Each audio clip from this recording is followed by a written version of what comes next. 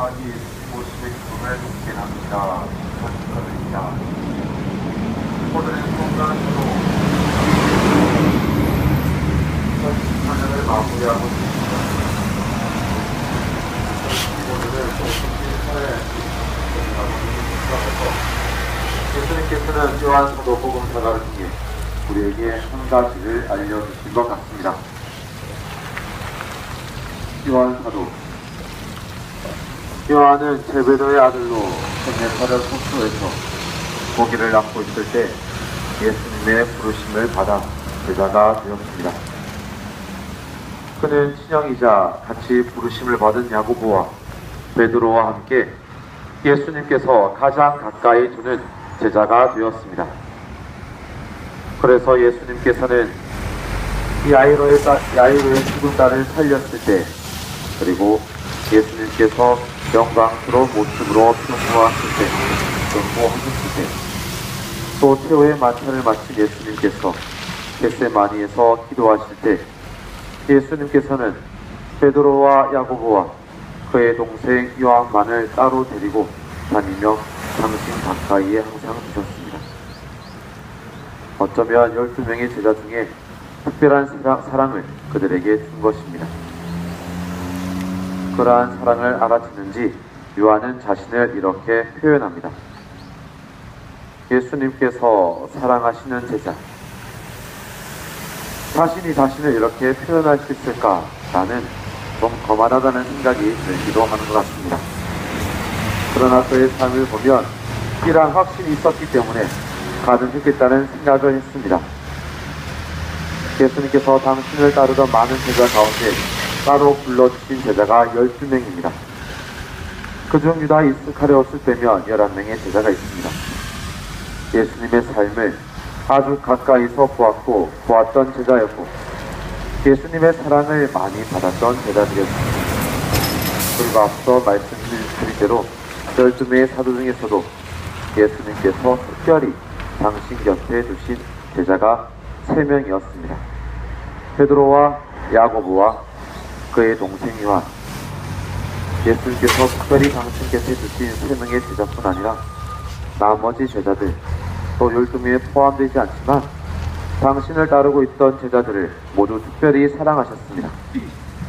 그런데 그런 제자들 중에 예수님의 사랑을 느꼈을 사람이 요한밖에 없었을까 생각이 들기도 합니다.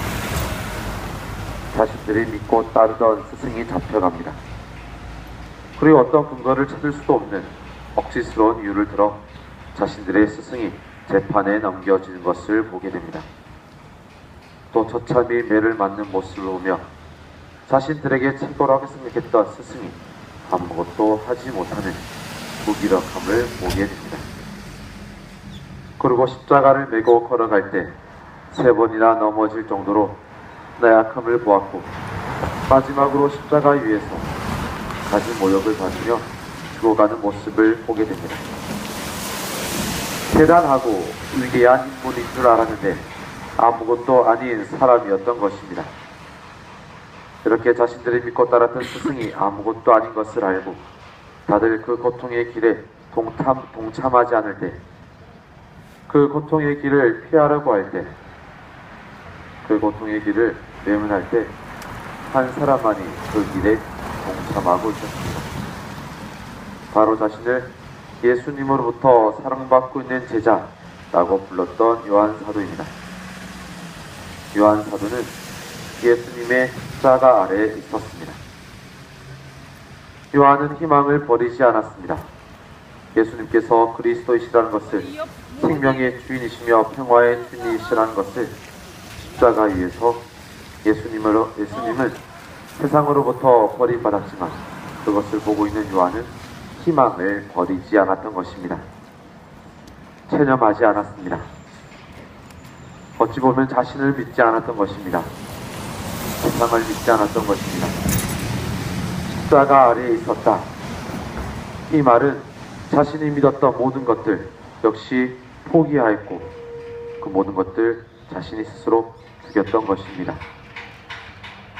그리고 세상으로부터 모든 기준으로부터 받았던 그러한 가치관들 역시 죽였던 것입니다.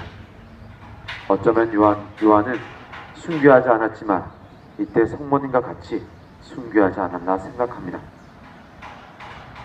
체념하지 않았던 요한 사도는 십자가 아래에 있었던 유일한 제자가 되었습니다. 그리고 예수님께서 부활하신 후 티베리아스 호숫가에서 나타나셨을 때 가장 먼저 알아볼 수 있었던 제자였습니다. 그리고 그리스도인들은 기억하고 있습니다. 또 복음서는 그러한 요한의 삶을 증언해 주고 있습니다. 요한 사도의 삶을 다시 되돌아보면서 체념, 이 체념이란 단어를 다시 생각하게 됩니다. 체념은 희망을 버리고 아주 단념하다는 뜻을 가지고 있습니다. 체념하지 않는다는 것은 자신이 믿고 있는 것과 그리고 그것을 믿고 있는 자신에 대한 체념하지 않음을 뜻할 것입니다. 물론 이것은 세상에 대한 믿음을 체념하지 않는다는 것과는 다릅니다. 하느님에 대해서 그리고 자기가 믿는 선과 생명과 진리, 평화에 대해서 체념하지 않는 것입니다. 희망을 버리지 않고 단념하지 않고 그것이 선이라면, 생명이라면, 평화라면 꿋꿋이 따랐던 요한의 모습을 보면서 2014년 한 해를 되돌아보게 되는 것 같습니다. 2014년 세월호 사건, 일어나서는 안 되는 사건이었습니다.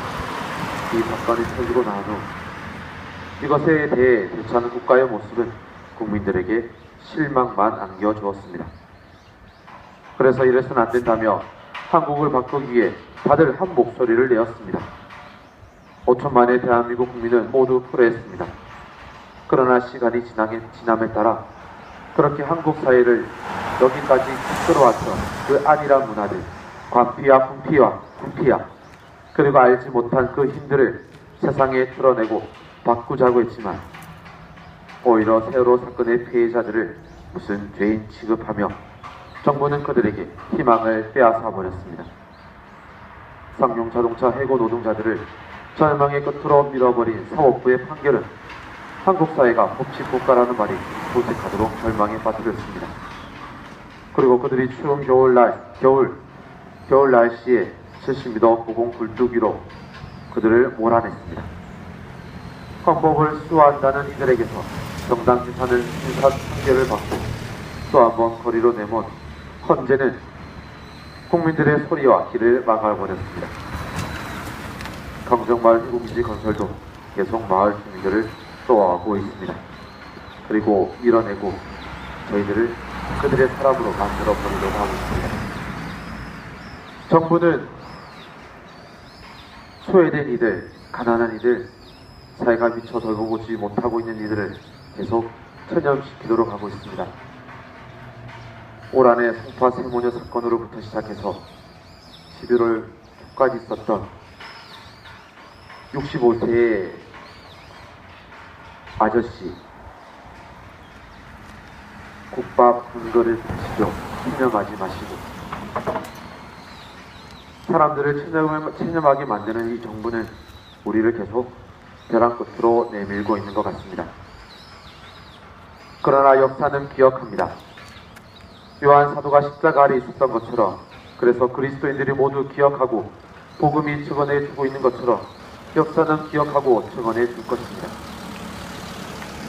체념하고 돌아서서 희망을 버리고 단념했던 제자들은 요한처럼 십자가 아래 있으며 그 고통에 동참함으로써 얻은 주님의 위로는 받지 못하였습니다.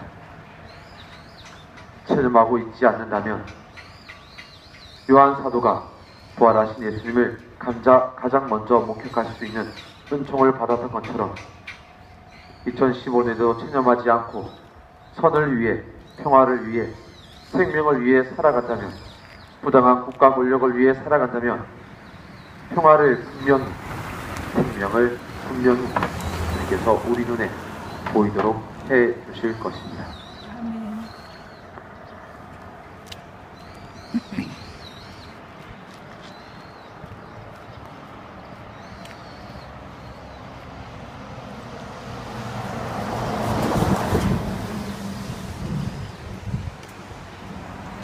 아멘.